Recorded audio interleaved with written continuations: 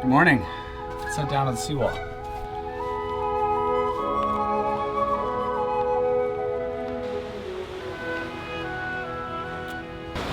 Good morning. Welcome to DownieLive. I'm Mike, if you've never been here before, and this is what it's like to live in Stanley Park. I just woke up.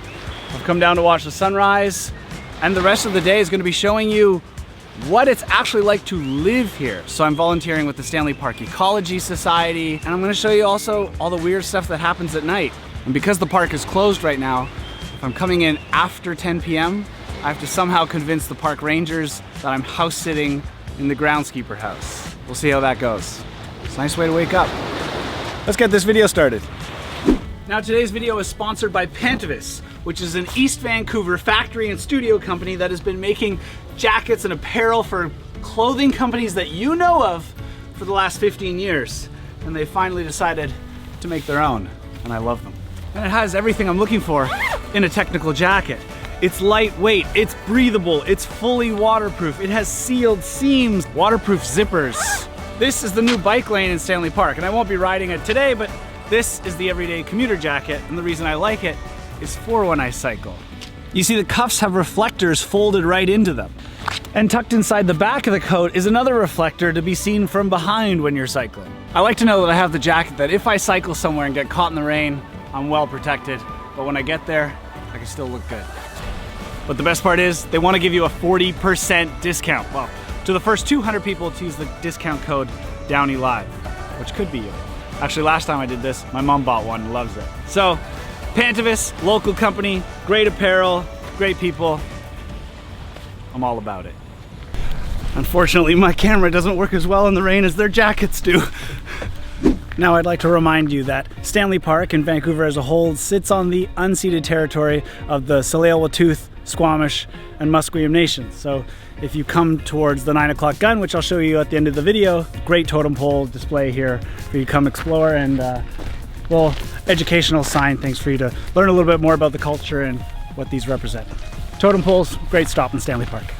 All right, so the first thing we're doing today is we're gonna join the Stanley Park Ecology Society. I didn't know there was an organization like that that existed, but there is. And we're gonna volunteer with them because we're living in the park.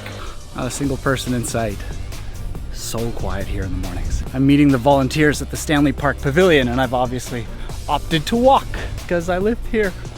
I'm sorry. It's just still so weird to me. Such a unique opportunity.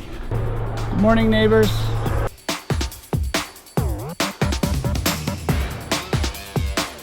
It's the old polar bear exhibit. Holy cow. That would have been one big tree. I feel like there's so much I haven't seen in the middle of the park. I always go around the seawall, but now is not the time. I don't want to be late for my first volunteering session. So you know I like any activity where you have to sign a waiver or get a safety vest. And today we get both. In fact, we got a shovel too. This is Beaver Lake. Now, I can see some water, but most of it looks like a meadow. Yes. And that's because it's slowly being overgrown by invasive species. Absolutely. And that's what we're here to remove. The gloves are on, the crew is ready. Let's tackle them. So what's this one called? This one's called hard hack. It's also often called rose spirea. Okay. And this one is one of our native plants. So it's actually a really good one for restoration because it grows quite aggressively in some ways. And so it can help to outcompete regrowth of invasive species. Oh, great. It's beautiful as well. Yes. But it's not what we're looking for. It's very similar. That's right. I think I spot some here. The seeds on this one are very aggressive, correct? Yeah. So this is the purple loosestrife? Yeah, that's right. Because these seeds are so aggressive, I can't just cut it and walk it over to you guys because I'd be spreading seeds all over the place. Yes. So we actually have to bring the garbage bag to here and almost bag it immediately or even before you cut it. So you're gonna put it right into the bag and then cut it. And then cut it off. And then the next step is to go in and dig this one out. And then you can loosen it up and you should see the plant kind of move, and that'll tell you that you have to get some of the root. So why is it so important to take this invasive species out? It's quite pretty. Yeah, being pretty is part of the reason it's here. is because it's been brought here as a cultivar to be put in gardens. And unfortunately what it does is it excludes other species from growing in the space. Right. So other native plant species like hardhack and native sedges and rushes. Okay. And those sedges and rushes would provide habitat for birds and for nesting and food as well. Right. And so this one doesn't provide much nesting habitat or food even. Okay. And so it takes over but also doesn't provide. Well, I'll tell you, I like the this purple one just as much. So if we can keep, and look, the wasp does too. Look at that. So if we can keep those local native ones, and it's the same color, that's a win for everybody. Yeah. Oh, look what you found. Oh, that is an old It's an old 7-Up bottle. See, it looks intact. Look at that. Yeah. You like it, it likes you. Look at that. Does it have a year? 7-Up Vancouver Limited. Wow. If you know anything, leave a comment. This is a good reminder that these do not decompose, so don't leave them out here. This is still in perfect condition. And these boxes here that say SPES, Stanley Park Ecology Society. That's who we're with today. And they're bat boxes, so they are habitat for bats to hang upside down. Cool. Charlie, how did we do today? Should we get some volunteers? Should we get people to come out and help? Janine, can anyone else volunteer and help out here? Yes, please. We're always looking for more people to come out and take part, and the more hands, the better. Okay, I've linked it down below, so if you're interested, you can look it up. There are some beautiful gardens in here. And this old building here, it's the Stanley Park Pavilion. I'm starving after working, and I actually did not know there's a restaurant in here, so we're gonna check it out. It's called Stanley's Bar and Grill. So I know I should probably be cooking in the house because we have a house with a kitchen, but I figure while I'm living in the park, should explore, thank you very much. Should explore some of the local restaurants, and so far this looks pretty good. Can't beat the view either. Look at that. I would say I'm starting to enjoy this Stanley Park lifestyle. So a couple of big changes have happened in Stanley Park since I started living here, and the first one is this. No, there are not Amish guided tours in Stanley Park, but it's more related to this. In the middle of the night, the city of Vancouver came through and installed these new bike lanes. Hi, I live in the groundskeeper house. This is the only way in for me. Interesting. A lot of work going on. I live in the groundskeeper house. What an interesting scenario. The whole road is completely closed, but this is the only way I can get to my house, so they've allowed me through. Look at this. Look at these brand new puppies. This is normally a 2-lane road, but they've decided to split it to make cyclists have a protected area on one side, which I think is fantastic, and 1 lane for traffic, which will make... Ooh, what happens if I get stuck behind the horse and carriage and there's no passing lane anymore?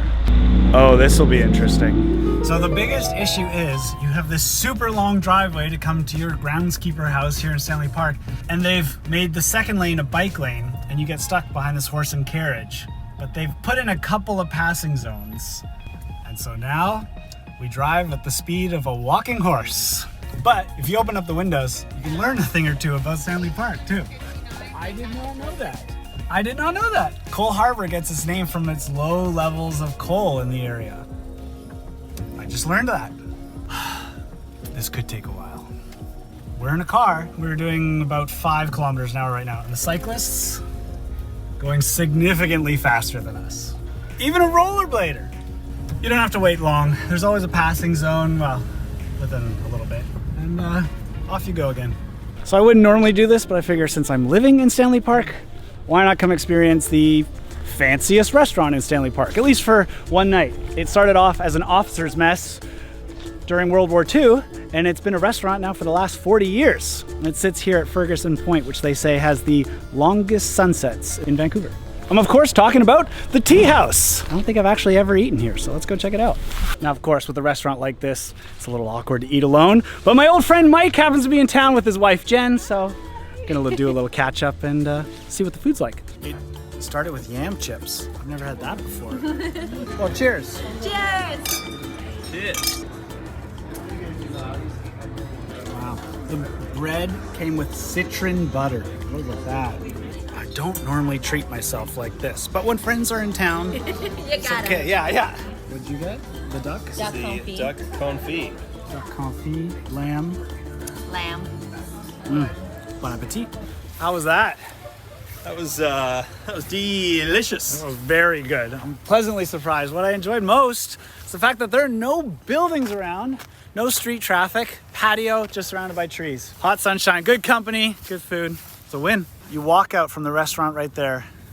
The sun here. I guess come a little later so you can see the sunset. We're maybe a little early. Well, another day gone by means we're back at the Brockton Oval to lock up the washrooms.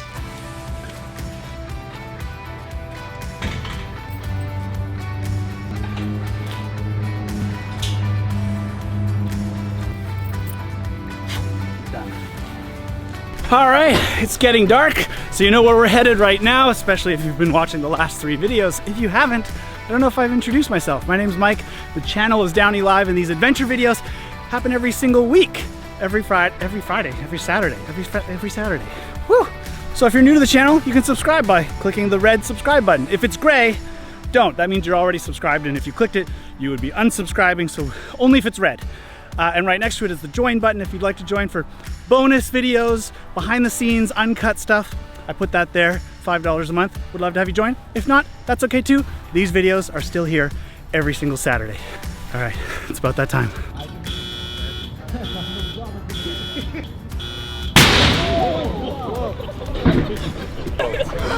How was that? Whoa! Yeah, the reverb gets them every time. If you haven't seen it and you're in Vancouver, come to the 9 o'clock gun. Look at this.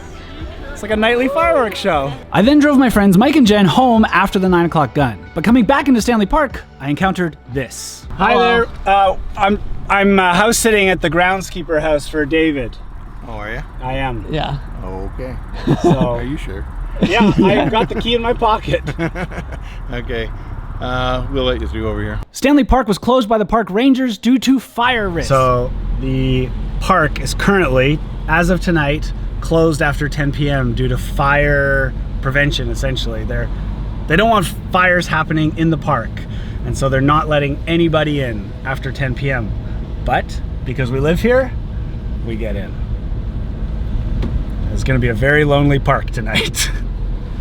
It's always a blast. That's it for this week. I'll see you right here next week. Good night. And up for sunrise the next morning, I caught the fire department cruising through, making sure there were no fires overnight. See you next week.